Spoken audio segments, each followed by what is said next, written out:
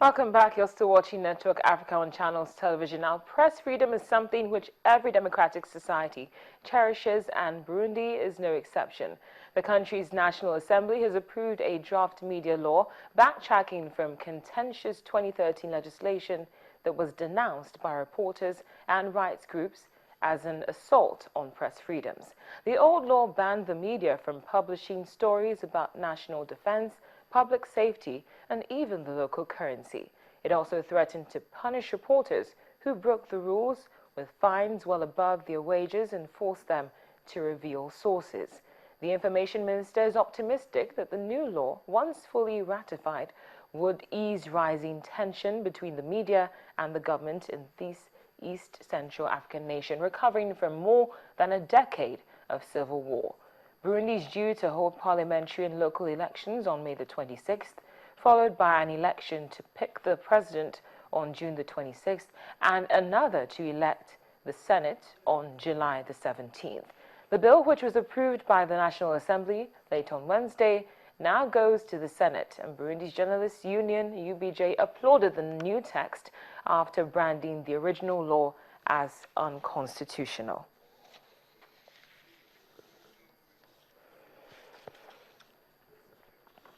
Now, in a bid to boost its economy, construction work at Ethiopia's international airport is underway as the East African country works to expand the facility meant to serve over 20 million passengers a year when completed in 2018.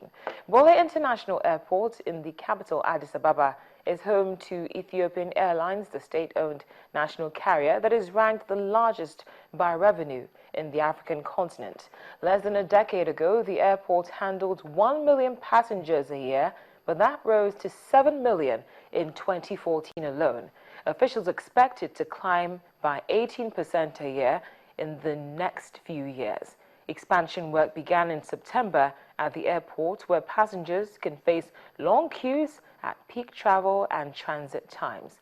China Communication Construction Company is carrying out the work at a cost of $300 million set for completion by 2018. Ethiopia, with one of the fastest growing economies in Africa, is now looking at sites for a new international airport to serve up to 70 million a year. But Addis is a center. You distribute passengers from the center to various components of the country. So we are expanding this airport terminal in the hope that it will serve us for the next 20, 15 years. And hopefully it will serve up to 22 million passengers. As we hope we should get that benefit, we cannot sit around and wait. We have to find try to have a new airport for Addis Ababa in the vicinity, but not very far from home. This is the situation we are in. I believe it is in the right direction. Well, as we were doing earlier on in the program, we're looking at environmental issues, particularly floods in Tanzania and Madagascar, which have claimed the lives of about 50 people altogether in both countries. Now we have on the line Greg Odogwu, the environmentalist who we were speaking to before we lost him. Greg, thank you so much for staying on the line. Thank you. Now, I was asking you if Nigeria is prone to flash floods and cyclones, as is the case in Tanzania and Madagascar. No, we are not. Actually, we are not prone to that kind of flash flood because, one, Madagascar is an island nation. Okay, so it's on a plane that is prone to this kind of environmental. Yeah.